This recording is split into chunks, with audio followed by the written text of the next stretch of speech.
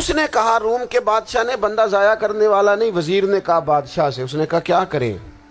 کچھ ایسا کریں کہ یہ معاذ اللہ ہمارے دین میں آ جائے۔ اور قرآن مجید نے واضح کہہ دیا ہے کہ یہودی اور عیسائی تم سے راضی نہیں ہو سکتے حتی تتبع ملتہم، جب تک کہ تم ان کے دین کی پیروی نہ کرو، ان کو کسی طریقے سے معاذ اللہ عیسائی بنایا جائے۔ تو بادشاہ کہنے لگا دو تین چیزیں ہیں جس سے کوئی بندہ بھی خریدا جا سکتا ہے، کر لیتے ہیں بات۔ نبی پاک علیہ السلام کی جو محبت ہے نا، وہ انسان کے لیے زندگی کو آسان کر دیتی ہے۔ حضور سے پیار ہوتا ہے نا تو بندہ نفرت کرنی ویسے ہی چھوڑ دیتا ہے۔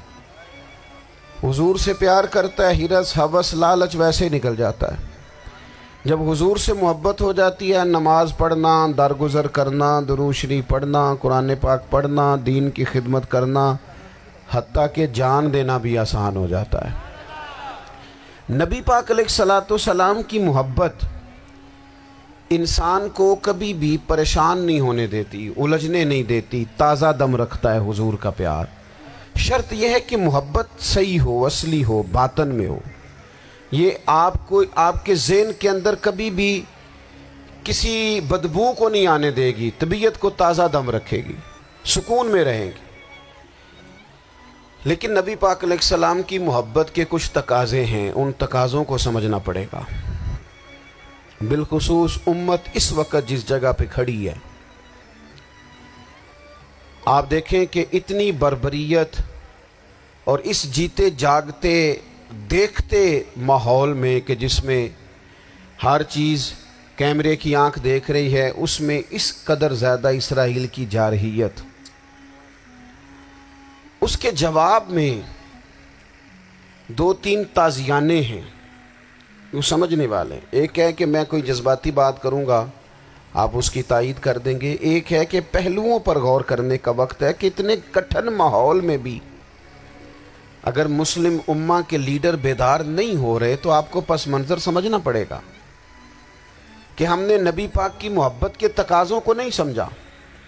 حضور سے محبت ہے نا تو پھر نبی پاک کو تو سادہ طرز زندگی پسند ہے، حضور کو تو پسند نہیں ہے۔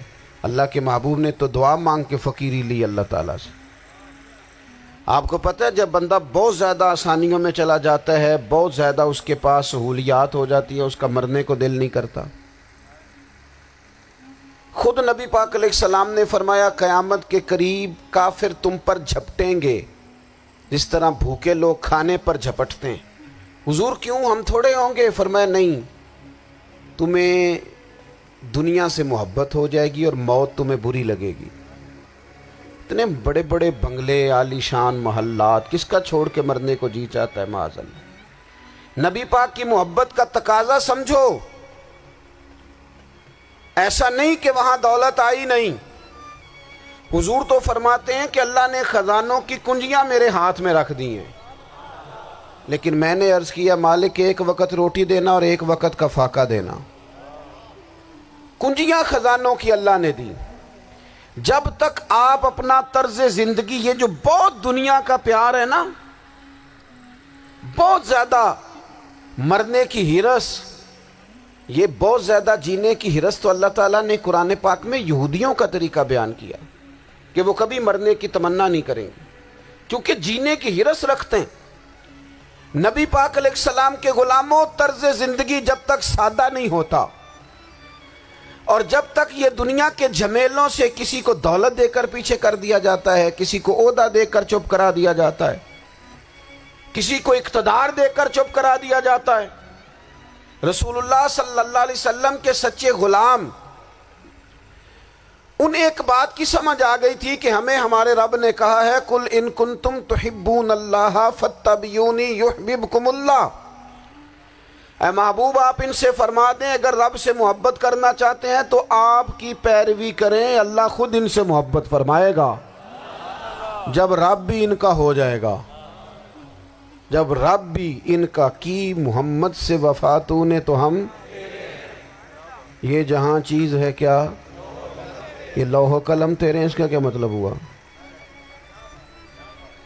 لوح و قلم، قلم لکھتی ہے نا تقدیریں، مقدر فیصلے، تو لوح و قلم تیرے ہیں، اس کا مطلب یہ ہے کہ پھر رب کریم تیرے اوپر فضل کرے گا، اور وہ جن فیصلوں کی امت کو دیانت سے چاہت ہے اللہ اپنے فضل سے وہ فیصلے فرمائے گا۔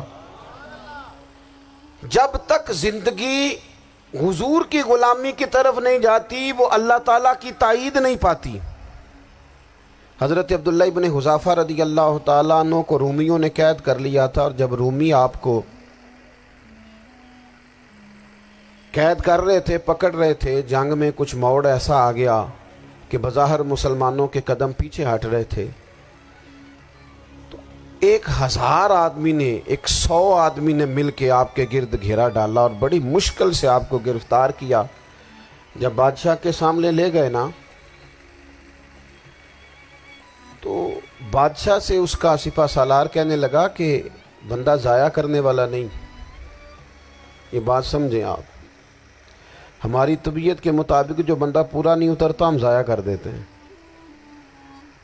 حالانکہ اگر آپ کو مخالف صف میں بندہ کام کا نظر آئے تو آپ غور فرمائیں کہ یہ ہمارے قافلہ محبت میں کیسے شامل ہو سکتا ہے، اس کے لیے جد و جہد کریں تاکہ اس سے کام لیا جا سکے۔ اس نے کہا، روم کے بادشاہ نے، بندہ ضائع کرنے والا نہیں، وزیر نے کہا بادشاہ سے، اس نے کہا کیا کریں؟ کچھ ایسا کریں کہ یہ معاذ اللہ ہمارے دین میں آ جائے، اور قرآن مجید نے واضح کہہ دیا ہے کہ یہودی اور عیسائی تم سے راضی نہیں ہو سکتے حتی تتبع ملتہم، جب تک کہ تم ان کے دین کی پیروی نہ کرو، ان کو کسی طریقے سے معاذ اللہ عیسائی بنایا جائے۔ تو بادشاہ کہنے لگا 2-3 چیزیں ہیں جس سے کوئی بندہ بھی خریدا جا سکتا ہے، کر لیتے ہیں بات۔ اس نے سب سے پہلے حضرت عبداللہ ابن حذافہ سے کہا کہ جتنے پیسے آپ کہیں گے آپ کو ملیں گے، آپ اس دین میں آ جائیں معاذ اللہ۔ تو حضرت عبداللہ ابن حذافہ نا، کچھ لوگ بڑے سیانے ہوتے ہیں، بردبار ہوتے ہیں، بعض باتوں پر غصہ نہیں کرتے، ہنستے ہیں۔ حضرت عبداللہ ابن حذافہ ہنس پڑے، فرمانے لگے تجھے کس نے بادشاہ بنایا؟ تو بڑا بیوقوف آدمی ہے۔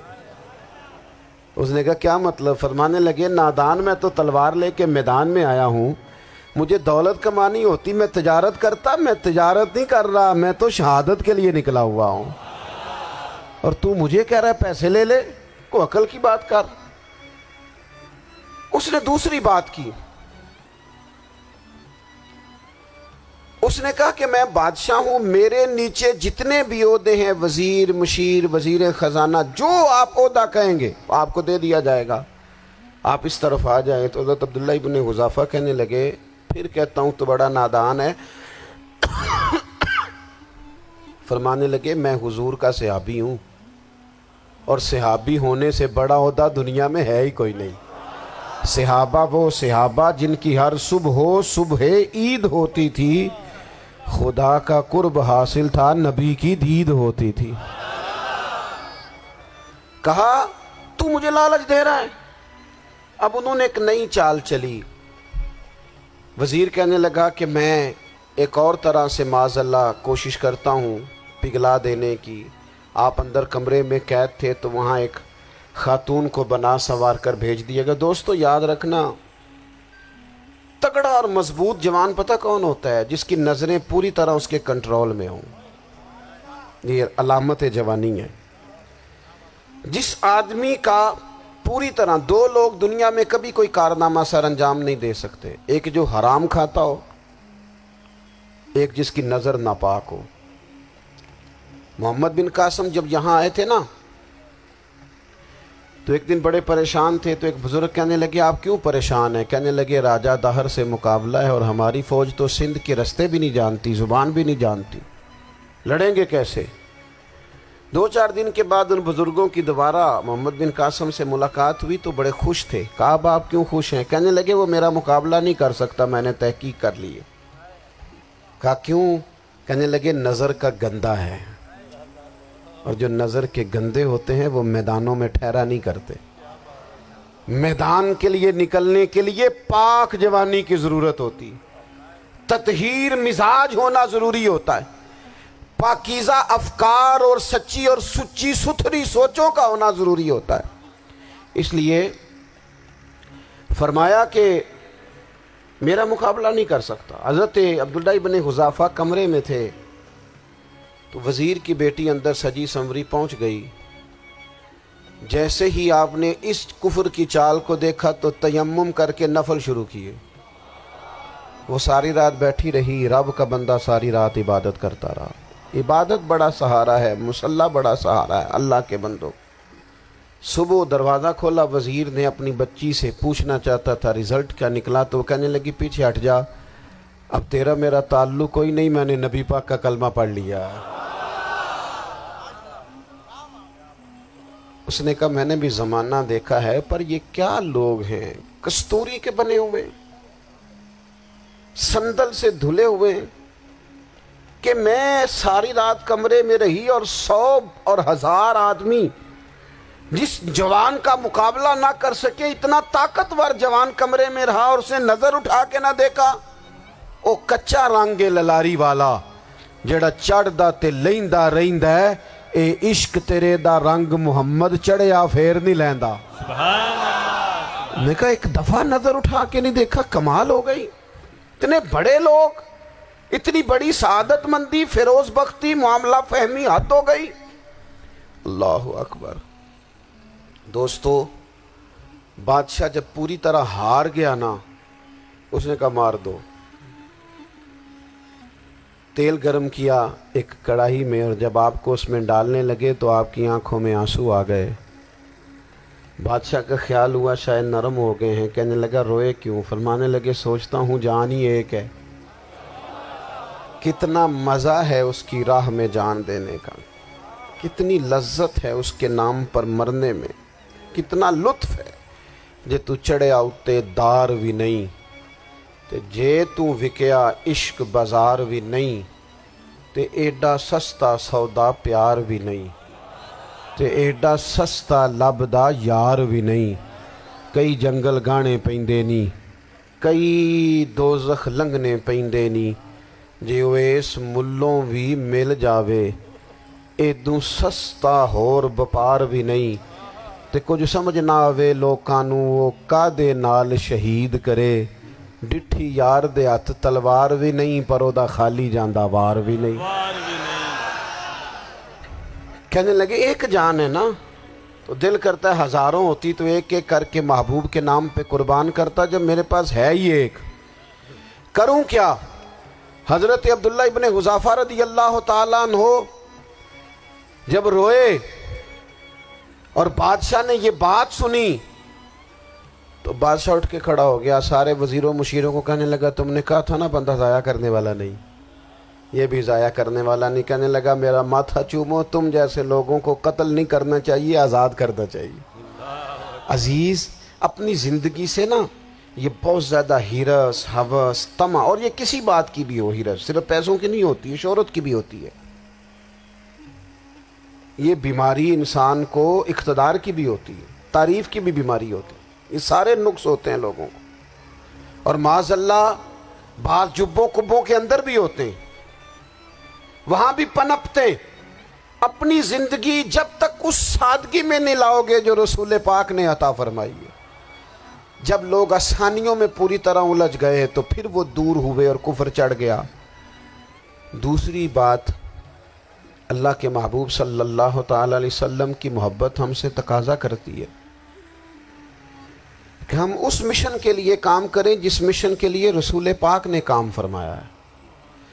ہم سارے کام بڑی مضبوطی سے, سوچ سمجھ کے, تدبر سے, حکمت سے, تقاضوں کو مد نظر رکھتے ہوئے کرتے ہیں. سارے کام. دین کے کام میں ہمارا مزاج نہیں ہوتا, او ہو جائے گا جی, آپ بسم اللہ پڑھیں جی, شروع کریں جی. آپ تقاضوں کو سمجھیں, چیزوں کو دبائیں نہیں, چیزوں پر غور کریں. کسی کے ذہن کی سطح پر سوال ابھرتا ہے, اس کا تسلی بخش جواب دیں. اپنی زندگی میں دین کے کام کے لیے اپنے آپ کو وقف کریں. اور دین کے کام کے بہت سارے پہلو ہیں. ہزاروں لوگوں کو قرآن پاک ٹھیک پڑھنا نہیں آتا, ہزارہا لوگ ہیں جو قرآن مجید کے مطالب سے آگاہ نہیں ہیں. دین کی بنیادی ضروریات سے لوگ نابلد ہیں. میں آپ کو کس طرح یہ بات سمجھاؤں کہ ہزاروں کی تعداد میں طلاقیں اس لیے ہوتی ہیں کہ مردوں کو طلاق کے مسئلے نہیں آتے. انہیں پتہ نہیں ہے کہ مجھے حقوق زوجین کے معاملے میں کیسے چلنا ہے. ढेर सारे घरों में तबाही इसलिए है कि तरबियत औलाद का दीनी मनहज हमें नहीं पता। अपना हिस्सा मिलाएं दीन के काम में। एक आदमी को अगर तू नमाजी करने में कामयाब हो गया, तेरी जिंदगी बदल गई। वो दीन बेजार लोग जो हमारे बीच बैठ के हमारी नौजवान नस्ल को पगड़ी और दाढ़ी का नाम लेके बुनियादी तौर पर दीन से दूर करते हैं, ऐसे नौजवानों को दीन का पैगाम मोहब्बत देकर दीन के करीब करना हमारी ड्यूटियों का हिस्सा है। हमें जिम्मेदारी का एहसास करना पड़ेगा, हमें ये खास कदम उठाना पड़ेगा, तवज्जो देनी पड़ेगी। मसाजिद, मदारस, मैं आपसे अर्ज करूं, इतनी डट के मुखालफत होती है ना मदरसों की, इतनी डट के। मैं इदारा चलाता हूं, उसके चलाने में जो मुश्किलात हैं वो तो हम बता नहीं सकते आपको, इसलिए कि मेरी कौम, मेरा उस कौम से ताल्लुक़ है जो नात खां अमीर करना चाहती है, मदरसे नहीं।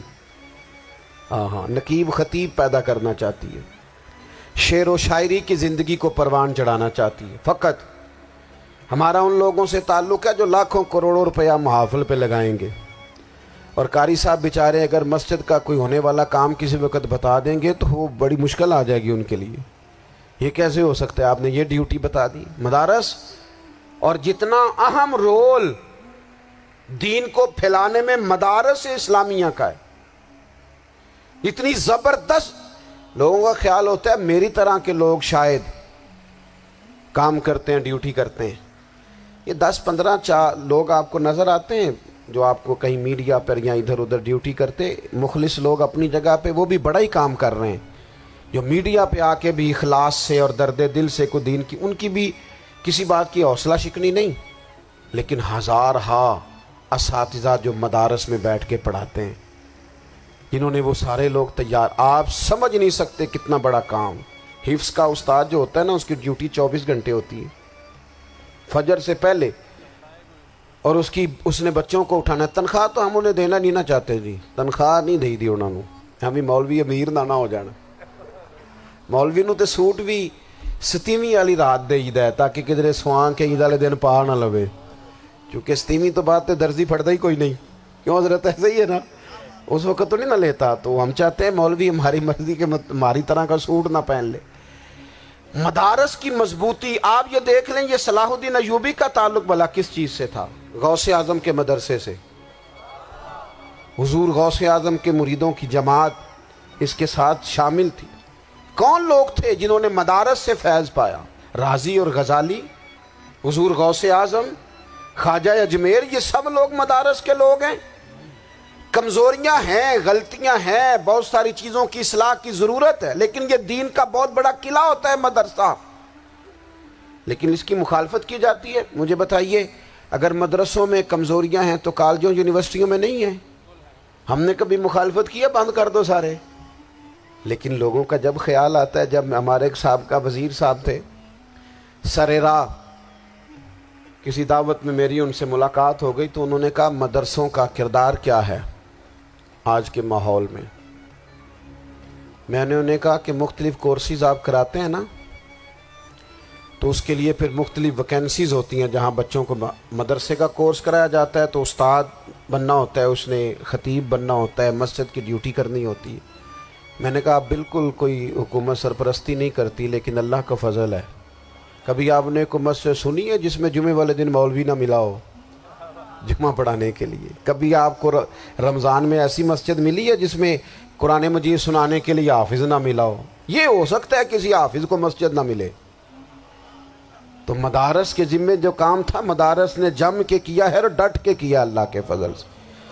और मदारस के लोगों को भी कमज़ोर नहीं पड़ना चाहिए, कभी किसी वज़ीर, मशीर, मालदार के रोब में नहीं आना चाहिए, कतन नहीं। क्यों?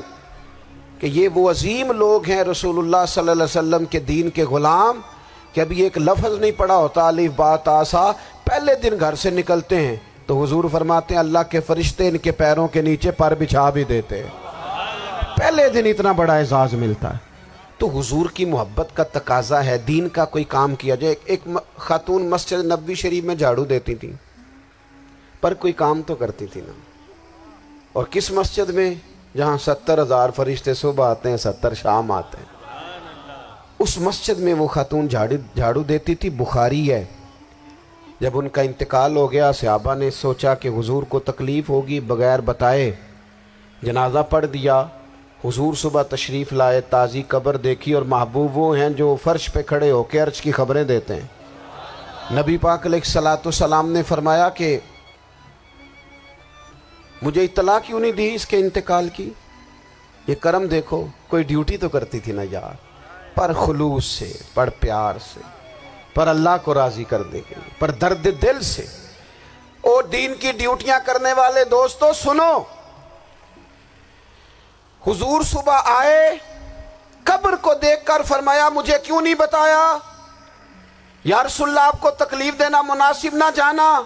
تو قبر پہ کھڑے ہو کے حضور نے فرمایا صف بناؤ، میں دوبارہ جنازہ پڑھاؤں گا۔ صف بناؤ، میں دوبارہ جنازہ پڑھاؤں گا۔ کوئی ڈیوٹی تو۔ تیسرا تقاضا حضور کی محبت کا، سمجھو میں بس بڑی جلدی بات سمیٹنے لگا ہوں۔ حضور کی امت سے پیار کرو، یہ نبی پاک کی محبت کا تقاضا ہے۔ حضور اس بندے سے بڑے راضی ہوتے ہیں جو حضور کی امت سے پیار کرتا ہے۔ آپ کو پتہ ہے حضرت جبریل امین علیہ السلام نے معراج کی رات حضور علیہ الصلوۃ والسلام سے عرض کی تھی کہ اللہ کی بارگاہ میں عرض کیجئے گا میری بھی ڈیوٹی لگ جائے آپ کی امت کے ساتھ محبت کرنے پر۔ تو یہ کیوں کہا تھا انہوں نے؟ علماء نے لکھا اس لیے کہا تھا کہ حضرت جبریل بھی جانتے ہیں کہ حضور کی امت سے محبت کی بات کی جائے نا تو نبی پاک راضی ہوتے ہیں۔ امت سے پیار کرو گے نا، امت سے، ایک صرف بات کا خیال رکھنا، عقیدہ برا ہو تو بات دوسری ہے، ورنہ میرے محبوب کی امت کا ایک ایک شخص جو مدینے والے کا کلمہ پڑھتا ہے، جو حضور کا غلام ہے، اس کے بارے میں اپنے دل میں گنجائش رکھنا، پیار رکھنا، وارفتگی رکھنا۔ اور دوستو یہاں لوگ کس کس طرح گروہوں کو، جماعتوں کو سپورٹ کرتے ہیں۔ نبی پاک نے اس امت کی کثرت پر فخر بیان کیا، اور حضور فرمانے لگے 120 صفیں جنتیوں کی ہوں گی، قیامت میں 80 صفیں صرف میری امت کی ہوں گی۔ میں کثرت امت پر فخر کروں گا۔ ان لوگوں سے پیار کرنا ہے، ان کے دکھ درد کو سمجھنا ہے۔ پتہ ہے آج کیا ہوتا ہے؟ آج ہمیں نا مختلف چھوٹے چھوٹے ملکوں میں بانٹ دیا گیا، تو ہم کسی دوسرے مسلمان بھائی کا درد نہیں محسوس کرتے، ہم گھروں میں نہیں محسوس کرتے۔ پڑوسی پر ظلم ہو رہا ہو تو ہم کہنے پتر ساڈا نہیں مسئلہ، یہ مسئلہ ہے، تینوں کی لگے۔ حالانکہ پڑوسی کی آگ اس لیے بھی کسی وقت بجھا دینی چاہیے کہ پڑوسی کی نہ بجھائی جائے تو اپنا گھر بھی زاد میں آ جاتا۔ آج امت مسلمہ سے ہمیں بس لگا دیا گیا اپنے حصے کی روٹی کماؤ، اپنے حصے کی کوٹھی بناؤ، اپنے حصے کی گاڑی خریدو، اپنے حصے کا کام کرو۔ امت کا درد، امت کی بات، وحدت امت کا تصور، امت کا دوبارہ سے وہ شان ارسل رسولہ بالہدی ودین الحق لیظہرہ علی الدین کلہ، وہ تصور کب ہوگا؟ اس وقت ہوگا جب ہم بات امت کی کریں گے۔ نبی پاک علیہ السلام نے فرمایا مسلمان کی مثال ایک جسم کی طرح ہے، جسم کے ایک حصے کو تکلیف ہو تو سارا آزمائش میں آ جاتا ہے۔ مجھے بتاؤ یہ انگلی درد کرتی ہو، یہ انگلی جسم کا حصہ ہے نا، تو میرا خیال ہے دماغ یہ کہہ دے گا کہ انگلی کی درد ہے نا مینوں کی لگے، دل کہہ دے گا کوئی نہیں ٹینشن لینے، انگلی کا مسئلہ ہے نا۔ ایسا نہیں ہوتا، بلکہ جب انگلی میں درد ہوتی ہے تو دماغ منصوبہ بندی کرتا ہے کہ اس کا علاج کیسے ہو سکتا ہے، دل پریشان ہوتا ہے، پیر چل کے جاتے، ہاتھ وہ دوائی وصول کرتے، دانت اسے چبا کر، حلق اسے نگل کر، معدہ اسے ذخیرہ کر کے جسم میں پھیلاتا ہے، پھر جا کے انگلی شفا پذیر ہوتی ہے۔ ایک حصے کو درد ہو تو سارا حصہ کام پہ لگ جاتا ہے۔ اسرائیل اگر تکلیف دے رہا ہے فلسطینیوں کو تو ہونا چاہیے تھا نا بعض مسلمان حکمرانوں کو نیند نہ آتی، وہ درد دل محسوس کرتے۔ ہونا چاہیے تھا نا کہ بعض لوگ یہاں ہم کیا کرتے ہیں بھلا بیٹھ کے، اب تو مجھے بعض چیزوں سے کوفت بھی ہونے لگا، ہم دیتے ہیں بیان، مذمت۔ آپ کے بیان دینے سے کیا ہوگا؟ فلانے نے بھی بیان دے دیا، فلانے نے بھی کلپ دے دیا، یہ کیا کر رہے ہیں؟ یہ تو آپ زندہ رہنا چاہتے ہیں. وہ جس طرح آج کل ہمارے ہاں بہت ساری چونکہ جماعتیں ہیں تو کشمیر ڈے آتا ہے نا تو مل کے ریلی نہیں نکالی جا سکتی, سوال نہیں پیدا ہوتا, کیونکہ ہمیں جماعتوں کو زندہ رکھنا ہے. اس جماعت کی خبر الگ لگنی چاہیے, اس جماعت کی خبر الگ. تو ایسے کوئی انقلاب آئے گا؟ یاد رکھنا, امت کو پوری کو ایک طاقتور آواز بننا پڑے گا. ہمیں تھوڑا تھوڑا اوپر اٹھ کے سوچنا پڑے گا. خدا را اللہ تعالیٰ مجھے معاف کرے اگر کوئی بات میں ستی کر رہا ہوں, دل کی گہرائی سے عرض کرتا ہوں اب تو بڑا سخت وقت آ گیا. اب چونکہ اب تو کیمرے کی آنکھ آئی ہے تو وہ زخمی بچے دیکھے نہیں جاتے, وہ تڑپتی مائیں دیکھی نہیں جاتی, وہ سسکتی اور آواز دیتی بیٹیاں سنی نہیں جاتی. وہ آوازیں ایسی ہیں جیسے وہ رات کے سناٹوں میں چیخیں بن کے لوگوں کو جگایا کریں گی. خدا را کچھ جرم ایسے ہوتے ہیں جن کی سزائیں بڑی سخت ہوتی ہیں, جن کی معافی بڑی مشکل سے ہوتی. اپنے اندر جذبہ ایمانی پیدا کریں. وہ میرے دوستو, بستر پر بھی تو لوگ ماری جایا کرتے ہیں نا. اپنی زندگی رسول اللہ صلی اللہ علیہ وسلم کے دین کے نام کرو. جذبہ جہاد, شوق شہادت اور عشق رسول, یہ عناصر ہیں جو امت مسلمہ کو پیروں پر کھڑا کریں گے. 2 منٹ کے لیے سوچو, امت اگر اسی طرح کٹتی رہی, پریشان رہی, دکھتی رہی اور باری باری کر کے, اقبال نے کیا کہا تھا؟ اس نے کہا تھا وطنوں میں, انہوں نے کہا تھا کہ ان تازہ خداؤں میں بڑا سب سے وطن ہے, جو پیرہن اس کا ہے وہ مذہب کا کفن ہے. تو اقبال ہم کیا کریں, کہنے لگے بازو تیرا توحید کی قوت سے قوی ہے, اسلام تیرا دیس ہے, کیونکہ تو مصطفی ہے. تو بحیثیت مسلمان سوچنا شروع کر, بحیثیت مسلمان. اور یوں تو سید بھی ہو, مرزا بھی ہو, افغان بھی ہو, تم سبھی کچھ ہو, بتاؤ کہ مسلمان بھی ہو. تمہارے اندر کہیں سے کوئی مومن بھی بولتا ہے کہ نہیں؟ علاقائی تعصبات اور ملکی سرحدوں میں قید ہو جانے والوں, تم ایک نبی کی امت ہو. کیوں نہیں سمجھتے جب کشمیر کی بیٹی روتی ہے تو مدینے والے محبوب پاک علیہ السلام کی امت کی بیٹی روتی ہے, جب فلسطین کی بیٹی روتی ہے تو امت کی بیٹیاں روتی. خدا را کچھ درد دل اپنی طبیعت میں پیدا کریں. میں حکمرانوں کی بات نہیں کرتا, میں تو عام لوگوں سے ایسے تبصرے سنتا ہوں جو نہیں کرنے چاہیے. وہ نہیں جی نہیں, دوسرا رخ بھی دیکھو. عام آدمی اٹھ کے, عام لوگ بھی یہ خطرناک سوچیں اور ان سے خوفناک نتائج برآمد ہوں گے. تو 3 باتیں میں نے آپ کی خدمت میں عرض کی ہیں. ایک تو کوشش کریں اپنی زندگی کے اندر کہ زندگی کو سادہ کریں. پیسہ ضرور کمائیں لیکن پیسے سے پیار نہ کرو, پیار تو مدینے والے رسول سے کرنا. دولتیں, ہرس, ہوس, طمع, ان سے باہر آؤ. اور دوسری گزارش آپ کی خدمت میں یہ عرض کی ہے, کچھ نہ کچھ دین کا کام, اور اس میں بھی شہرتوں سے بچتے ہوئے, تصویروں سے بچتے ہوئے. میں ہر محفل میں شاید کہتا ہوں میری فوٹو آ رہی ہے اور لائیو آ رہا ہے اور فلاں ہو رہا ہے, لیکن اس محفل کا خوبصورت انسان وہ ہے جو سب سے پیچھے بیٹھا ہے.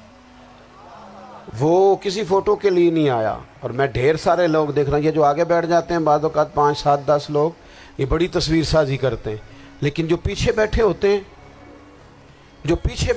ہیں ان کی کوئی فوٹو نہیں آتی. اور میں نے بہت سارے لوگوں کو دیکھا ہے کبھی موبائل کو ہاتھ بھی نہیں لگاتے, لیکن جن کے لیے آئے ہیں انہیں تو پتہ ہے نا کون کون آیا ہے. اور کچھ دین کے لیے کریں. اور تیسری گزارش آپ کی خدمت میں یہ ہے کہ امت بن کر بھی ضرور سوچیں اور امت کے دکھوں کا مداوع بھی کریں, اور امت مسلمہ کا درد بھی اپنے سینے میں ضرور محسوس کریں. اللہ تعالی ہماری اس بزم کو. جی ایک بات اور سن لیں جی. نبی پاک علیہ الصلوۃ والسلام نے ارشاد فرمایا, لائیں جی, حضور سید عالم علیہ الصلوۃ والسلام نے ارشاد فرمایا کہ جب تک بندہ اللہ کے بندوں کی مدد میں رہتا ہے نا, اللہ بھی اس کی مدد کرتا رہتا ہے. یعنی اگر آپ امت کے لیے سوچتے ہیں, کوئی امت کے لیے فکر پیدا کرتے ہیں, کچھ امت کی سوچیں لاتے ہیں, تو اللہ بھی مدد فرمائے گا. اور یہ بات اچھی طرح یاد رکھیں, جب بھی بندہ کوئی ایسا کام کرتا ہے نا جو خالص اللہ کی رضا کے لیے ہو تو رب کی مدد ضرور آتی ہے۔ وَلَقَدْ نَصَرَكُمُ اللَّهُ بِبَدْرٍ وَأَنْتُمْ أَذِلَّةٌ۔